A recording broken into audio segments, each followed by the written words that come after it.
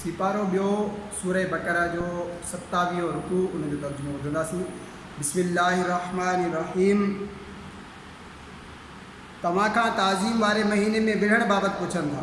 अवां फरमायो त उन में विढ़ण वॾो गुनाह आहे ऐं अल्लाह जी वाट खां झलण ऐं उन ते ईमान न आणणु ऐं ताज़ीम वारी मस्जिद खां रोकणु ऐं संदसि रहण वारनि खे उन मां ॿाहिरि कढणु, इहे अल्लाह वटि उन खां बि वॾा गुनाह आहिनि ऐं उन्हनि जो फितनो क़त्ल खां वॾो आहे।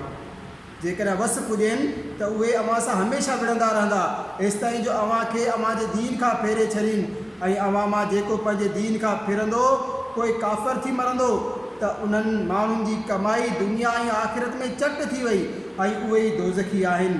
खेनि उन में हमेशह रहणो आहे जन ईमान आंदो ऐं जन अल्लाह जे लाइ पंहिंजो घर ॿार छॾियो ऐं अल्लाह जी वाट में विढ़िया, उहे ई अल्लाह जी रहमत जा उम्मीदवार आहिनि ऐं अल्लाह बख़्शनहार बाझारो आहे।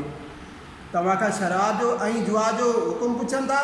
अव्हां फरमायो त इन्हनि ॿिन्ही में वॾो गुनाह आहे ऐं माण्हुनि लाइ कुझु दुनियावी नफ़ो बि आहे, पर उन्हनि ॿिन्ही जो गुनाह संदनि नफ़े खां घणो वॾो आहे। ऐं तव्हां खां पुछनि था त छा ख़र्च कनि। अव्हां फरमायो जेको वाधारू बचे, अहिड़ीअ तरह अल्लाह अव्हां लाइ आयत बयानु कंदो आहे त मन अव्हां सोच करे दुनिया ऐं आख़िरत जा कमु करियो। ऐं तव्हां खां यतीमनि जो मसइलो पुछनि था। अव्हां फरमायो त उन्हनि जो भलो करणु बहितरु आहे ऐं जेकॾहिं पंहिंजो ऐं उन्हनि जो ख़र्चु मिलायो त उहे तव्हांजा भाइर आहिनि ऐं अल्लाह बिगाड़ींदड़ खे सुधारींदड़ खां वधीक सुञाणे थो। ऐं जेकॾहिं अल्लाह घुरे हा त अव्हां खे तकलीफ़ में विझे हा, बेशक अल्लाह ज़बरदस्त हिकमत वारो आहे।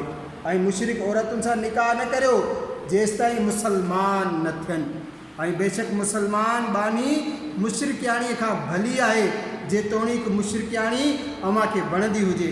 ऐं मुशरिकनि खे निकाह में न ॾियो जेसि ताईं उहे ईमान न आणीनि, ऐं बेशक मुसलमान बानो मुशरिक खां भलो आहे जेतोणीकि उहो अव्हां खे वणंदो हुजे। उहे दोज़ख जी तरफ़ सॾीनि था ऐं अल्लाह जन्नत ऐं बख़्शिश ॾांहुं सॾे थो पंहिंजे हुकुम सां ऐं पंहिंजूं आयतूं माण्हुनि लाइ बयानु करे थो त मन उहे नसीहत वठनि।